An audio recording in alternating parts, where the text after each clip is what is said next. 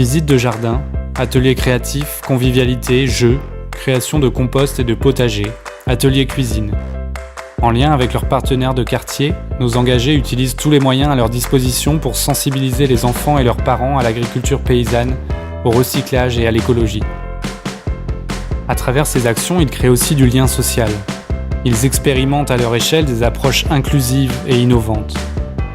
Mais comment faire vraiment ensemble, tous ensemble ? Comment concilier nos différences ? À la FEV, nous pensons que c'est en se rencontrant, en franchissant nos barrières mentales, géographiques et sociales. Commençons par partir à la rencontre des quartiers populaires, de leurs habitants, de leur histoire, de leur patrimoine historique, pour tenter de faire tomber quelques préjugés. Je suis chargée de développement local à la FEV depuis maintenant 5 ans. Moi j'ai commencé à la FEV, je ne connaissais pas du tout Lyon. Donc je suis arrivée dans le 8e, j'avais pas forcément d'a priori sur le quartier, mais en y travaillant et surtout depuis 3 ans qu'on a le local, c'est un quartier que je connais beaucoup mieux parce que j'y suis au quotidien. Et puis j'ai eu la chance aussi de rencontrer des acteurs, des habitants. C'est un quartier qui est très différent en fonction d'où on est dans l'arrondissement.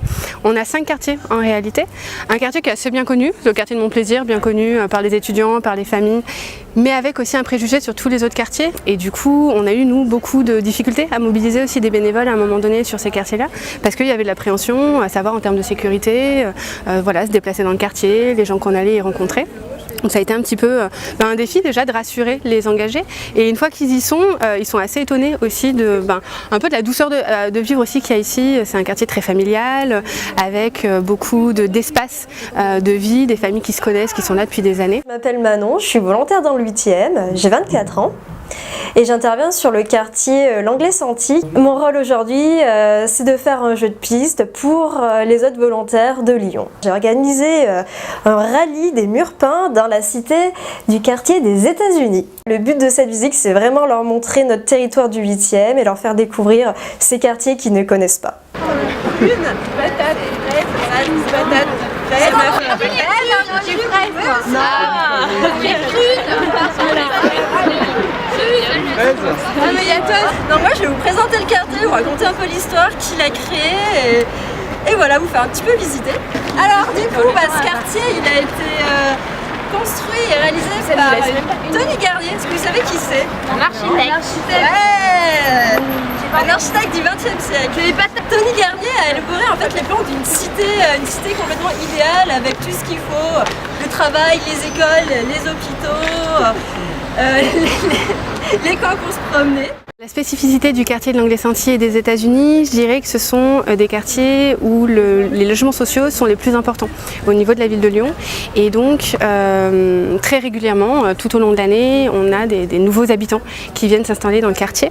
Et à savoir que ce sont aussi des quartiers très ouvriers, avec donc toute une histoire, avec des anciennes générations qui sont présentes depuis plusieurs générations même dans le quartier. Et du coup, tout l'enjeu pour nous acteurs, c'est de prévoir un accueil, de prévoir des actions pour ces familles et faire en sorte que anciennes générations et puis nouvelles familles peuvent aussi cohabiter au mieux dans le quartier. Depuis maintenant 2-3 ans, c'est la 3e année, on a développé le projet CAPS, donc sur le quartier de l'Anglais-Santi. Alors le CAPSeur, il s'engage sur des missions assez diverses, notamment la toute première, ça a été de créer un comité de locataires, comme c'était un tout nouveau bâtiment, donc tout l'enjeu ça a été d'accueillir les habitants, de faire des moments sympas, conviviaux au sein de la résidence. Et puis après, chacun, en fonction de leur parcours, de leurs envies, se sont engagés dans des projets différents. Je pense que eux, ça leur a beaucoup apporté sur le regard qu'ils posaient sur le quartier et sur le sentiment d'utilité. Je pense qu'ils sont vraiment venus re-questionner en fait l'engagement et aujourd'hui de comprendre que l'engagement il passe aussi par une rencontre en fait, de pouvoir s'ouvrir à l'autre, de laisser tomber un petit peu les barrières et puis de dépasser ses propres appréhensions. Je m'appelle Marion, je suis arrivée à la Solette depuis 6-7 mois. Je suis en Bretagne, donc je suis arrivée là pour mes études en fait sur Lyon. J'avais une vie étudiante assez prenante avant parce que je suis sage-femme Et là, en arrivant sur Lyon, je commence un master en santé publique et donc je voulais m'investir plus dans des associations au quotidien. C'est vrai que le fait de combiner les deux, c'est-à-dire logement et l'aspect associatif aussi, c'est ce qui m'a intéressée dans le CAPS. Là, actuellement, avec Noé, on propose aux enfants qui sortent de l'école de venir jouer au molki avec nous. Ce qui est génial, je trouve, dans cette action, c'est le fait qu'on a un contact avec des enfants qui est hyper simple. Ils se posent pas trop de questions, ils voient juste des gens qui jouent au molki, du coup ils viennent voir le jeu. Souvent il y en a plein, ils connaissent pas le jeu, ils connaissent pas les règles. Alors ça veut pas forcément dire que par la suite ils vont les retenir, mais disons qu'il y a un contact qui se crée comme ça, et puis après c'est l'occasion de parler d'autres choses, de comment ça se passe à l'école. On parle aussi de comment ça se passe dans leur famille. En général, ils arrivent après, ils ramènent leurs frères et sœurs. Ça permet vraiment d'avoir un contact assez direct avec les enfants qui vivent dans le quartier. C'est marrant aussi de voir les adultes qui viennent nous voir, les parents qui nous demandent qu'est-ce qu'on fait, comme ils font tout ça, et puis qui disent après à leurs enfants, tu pourrais faire ça plus tard. Je viens chercher mon enfant qui est à l'école maternelle à La Soleil et du coup je reste un peu plus longtemps parce qu'il y a le molki là qui est molki, je sais pas comment on dit, qui est accessible, donc voilà. C'est chouette parce que ça participe à la diversité et puis à la jeunesse quoi. Donc non, c'est plutôt chouette, je trouve que ça propose vraiment une vraie mixité dans le quartier.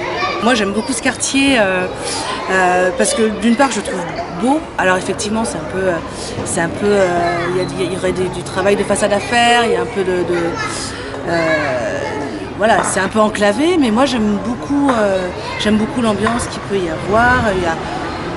Il y a vraiment des choses qui se passent entre les mamans.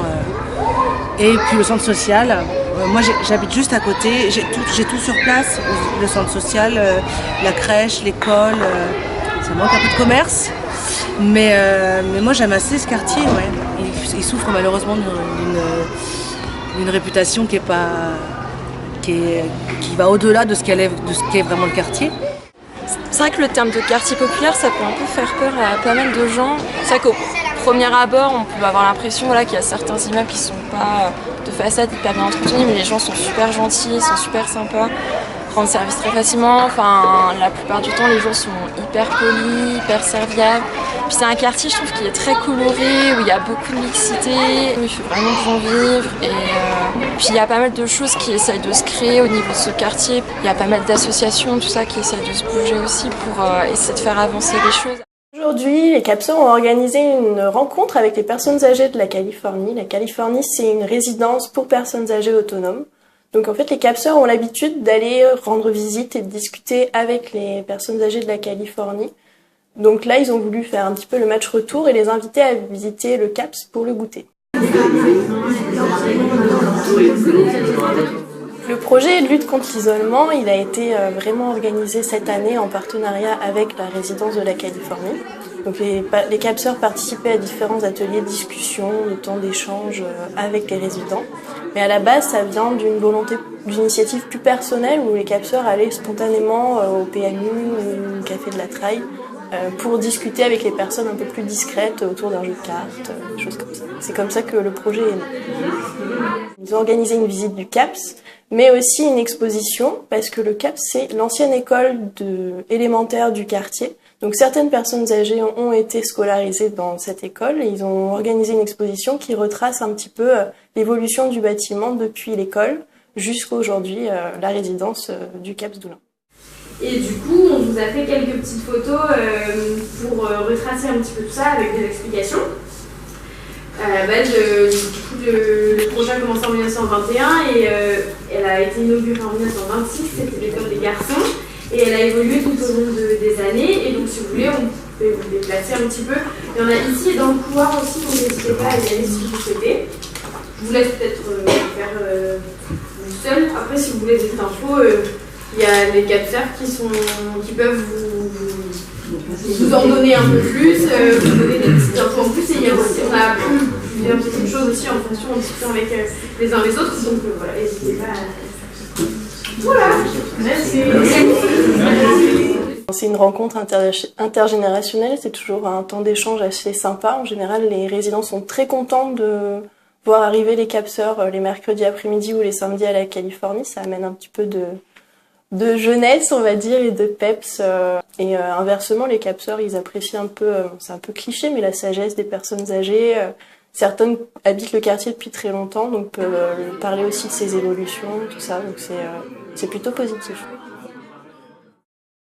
Les autres actions menées par les capseurs du Tonkin, c'est l'animation de la nouvelle bibliothèque dans la laverie de la Tour Barcelone. Il y a aussi des permanences tous les mardis animées par les capseurs du groupe Biblio-Laverie. Et cet espace dans la laverie de la résidence Barcelone, ils appellent ça la livromatique. Pendant ces animations, pendant les permanences du mardi, c'est surtout développer le contact avec les voisins, du lien social, du vivre ensemble.